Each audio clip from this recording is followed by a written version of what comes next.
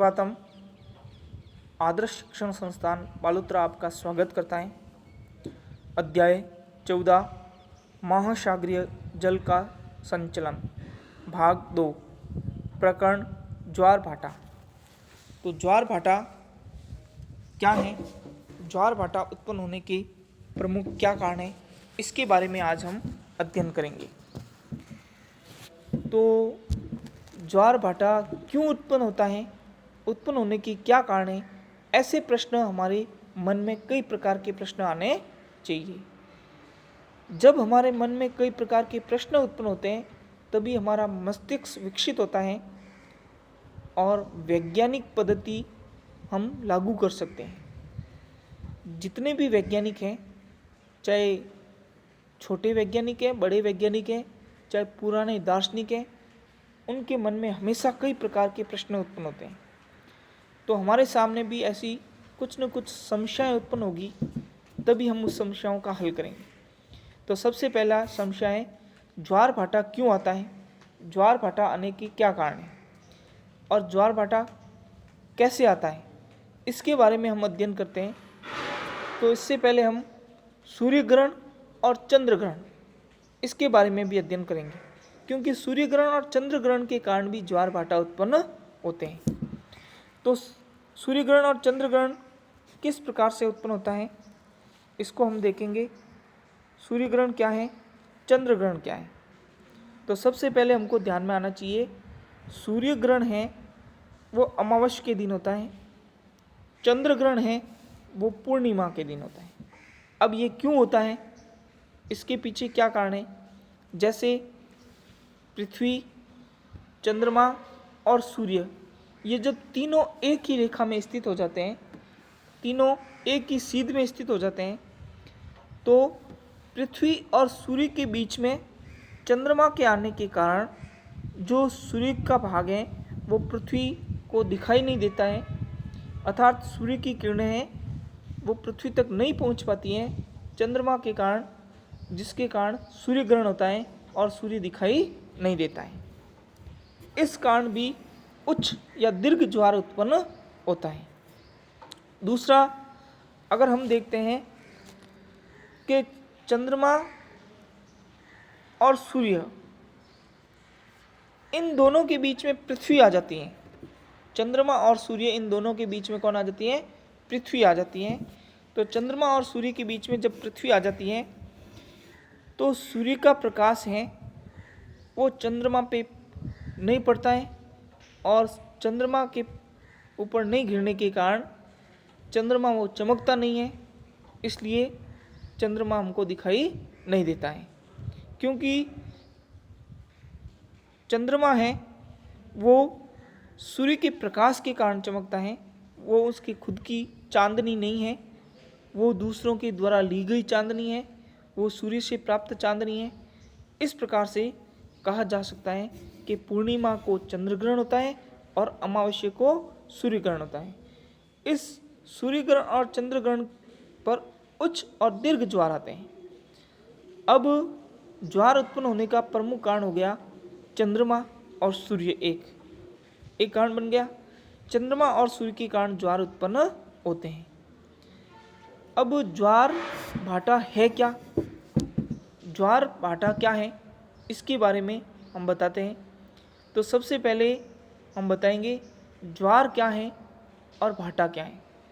तो सूर्य और चंद्रमा के गुरुत्वाकर्षण शक्ति व पृथ्वी के अपकेंद्रीय बल के कारण जब महासागरीय जल का उफान होना या महासागरीय जल का ऊपर उठना, उसको हम ज्वार कहा जाता है। और जहाँ पे चंद्रमा और सूर्य का गुरुत्वाकर्षण बल नहीं लगता है और अपकेंद्रीय बल नहीं लगता है, वहाँ का पानी नीचे गिरना, उसको भाटा कहा जाता है। तो इस प्रकार से ज्वार और भाटा ये दोनों एक साथ में आते हैं। जैसे हम देख सकते हैं, इस साइड में ज्वार आएगा, इस साइड में भी ज्वार आएगा, तो यहाँ से पानी नीचे गिरेगा तो यहाँ भाटा उत्पन्न हो जाएगा। ऐसे हम देख सकते हैं। इसको आगे पढ़ेंगे। आगे हम इसको पढ़ते हैं। तो चंद्रमा एवं सूर्य के आकर्षण के कारण दिन में 1 या 2 बार समुद्र तल का नियतकालिक उठने या गिरने को ज्वार भाटा कहा जाता है। जलवायु संबंधी प्रभावों जैसे वायु एवं वायुमंडलीय दबाव में परिवर्तन के कारण जल की गति को मोहिम कहा जाता है। मोहिम क्या है? जलवायु संबंधी जो प्रभाव है, वायु एवं वायुमंडलीय दबाव में परिवर्तन होता है और उन परिवर्तन के कारण जल की गति में परिवर्तन होता है। जल की गति को उसके कारण से जल की गति बढ़ती है या जल गतिमान होते हैं, तो उसी को हम मोहिम कहा जाता है। मोहिम है वो ज्वार भाटा की तरह नियमित नहीं आते हैं। ज्वार भाटाओं का स्थानिक एवं कालिक रूप में अध्ययन बहुत ही जटिल है, क्योंकि इसके आवृत्त परिमाण तथा ऊंचाई में बहुत अधिक भिन्नता पाई जाती है। जैसे ज्वार भाटा उत्पन्न होने के कुछ कारण हम देखते हैं, तो ज्वार भाटा किस प्रकार से उत्पन्न किए जाते हैं। ज्वार भाटा उत्पन्न होने के प्रमुख कारण को अगर देखते हैं, तो ज्वार भाटा उत्पन्न होने का प्रमुख कारण है सूर्य और चंद्रमा का गुरुत्वाकर्षण बल। अधिकतर चंद्रमा के गुरुत्वाकर्षण बल को माना जाता है, क्योंकि सूर्य है वो पृथ्वी से अधिक दूर है, चंद्रमा है वो पृथ्वी के नज़दीक है, इसलिए चंद्रमा का गुरुत्वाकर्षण बल अधिक प्रभावी माना जाता है। तो चंद्रमा के गुरुत्वाकर्षण बल के प्रभाव के कारण जो पृथ्वी का जल है, वो पृथ्वी के ऊपर जो जल है वो चंद्रमा की ओर खींचा जाता है, अर्थात चंद्रमा की ओर खींचा जाता है और चंद्रमा की ओर उफान होता है। उफान होने के कारण उसको हम ज्वारीय उभार के नाम से जानते हैं। दूसरा कारण बनता है पृथ्वी का अपकेंद्रीय बल। क्या कारण बनता है? पृथ्वी का अपकेंद्रीय बल। अब पृथ्वी के अपकेंद्रीय बल के कारण भी ज्वार उत्पन्न होता है। जैसे पृथ्वी का जो भाग चंद्रमा के नज़दीक में होता है, वहाँ पे चंद्रमा के कारण ज्वार का उभार होता है, और जो पृथ्वी का जो भाग चंद्रमा से अधिक दूरी पर होता है, तो चंद्रमा का आकर्षण बल इतना प्रभावी नहीं होता है। उस समय पृथ्वी का अपकेंद्रीय बल अधिक प्रभावी होता है, तो उसके विपरीत जो चंद्रमा के गुरुत्वाकर्षण के कारण जो ज्वारीय उभार आया है, उसके विपरीत भाग पर पृथ्वी के अपकेंद्रीय बल के कारण भी ज्वार उत्पन्न होता है, और वहाँ पे भी ज्वारीय उभार उत्पन्न होते हैं। तो ज्वारीय उभार आने के 2 कारण हो गए, चंद्रमा का गुरुत्वाकर्षण बल और पृथ्वी का अपकेंद्रीय बल।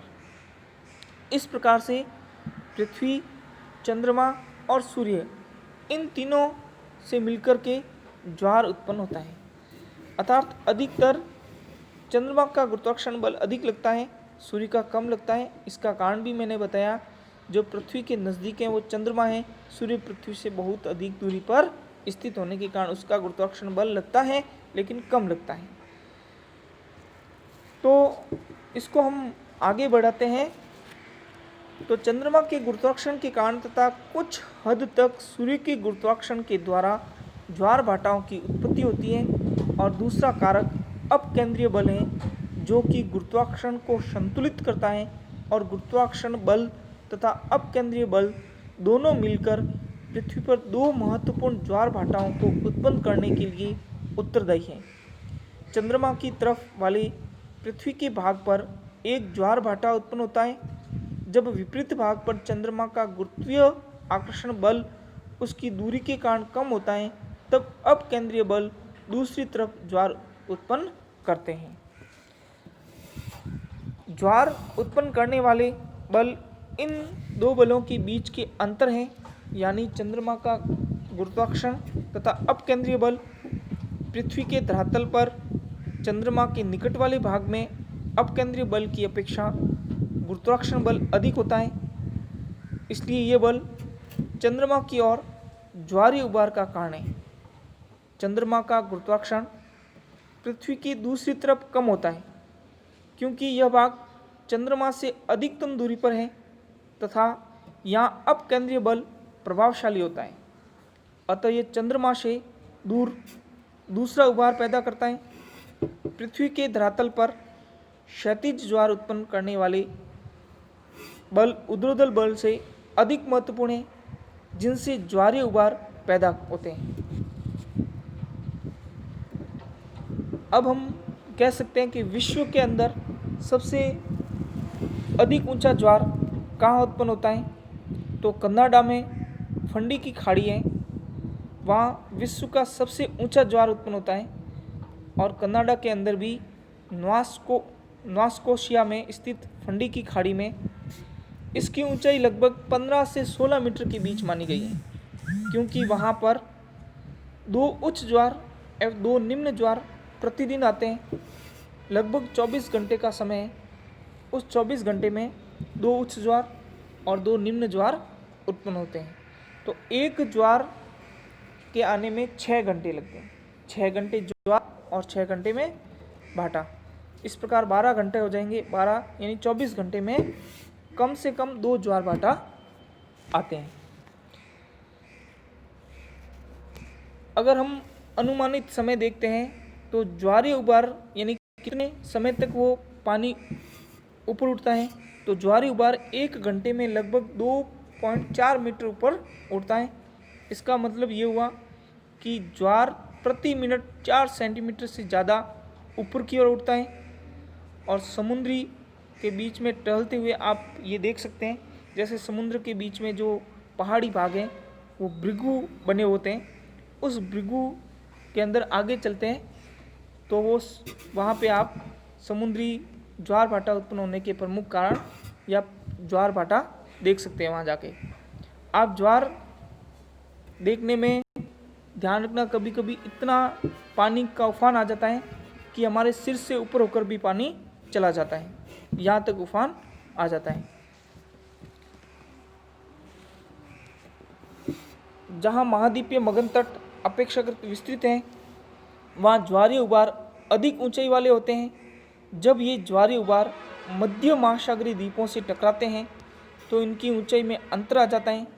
तटों के पास ज्वार नद व खाड़ियों की आकृति भी ज्वार भाटाओं की तीव्रता को प्रभावित करते हैं। शंक्वाकार खाड़ी ज्वार के परिणाम को आश्चर्यजनक तरीके से बदल देते हैं। जब ज्वार भाटा द्वीपों के बीच से या खाड़ियों तथा ज्वार नद मुखों से गुजरता है तो उन्हें ज्वारीय धारा के नाम से जानते हैं। अब हम प्रश्न करते हैं, उस प्रश्न को कॉपी के अंदर करने। पहला प्रश्न है, मोहिर्म किसे कहते हैं? तो मोहिर्म क्या होता है? जलवायु संबंधी प्रभावों, वायु एवं वायुमंडलीय दबाव में परिवर्तन के कारण जल की गति को मोहिर्म कहा जाता है।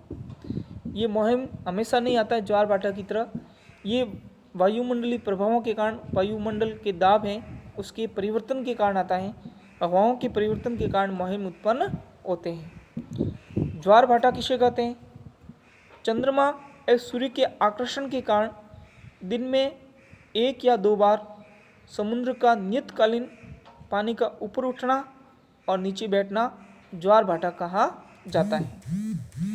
विश्व में सर्वाधिक उच्च ज्वार कहाँ आता है? विश्व का सबसे ऊंचा ज्वार कनाडा के नोवास्कोशिया में स्थित जो खाड़ी है उस खाड़ी के अंदर फंडी की खाड़ी में आता है। ज्वारीय धारा किसे कहते हैं? जब ज्वार भाटा द्वीपों के बीच से या खाड़ियों तथा ज्वार नद मुखों में से गुजरता है तो उन्हें ज्वारीय धारा कहा जाता है। गृह कार्य प्रश्न, ज्वार भाटा आने के कारण लिखिए। दूसरा प्रश्न है, एक दिन में सामान्यतः कितने ज्वार भाटा आते हैं? और तीसरा प्रश्न है, ज्वार भाटा को चित्र के द्वारा दर्शाइए। यह आपको प्रश्न कॉपी के अंदर करने, चित्र बना करके।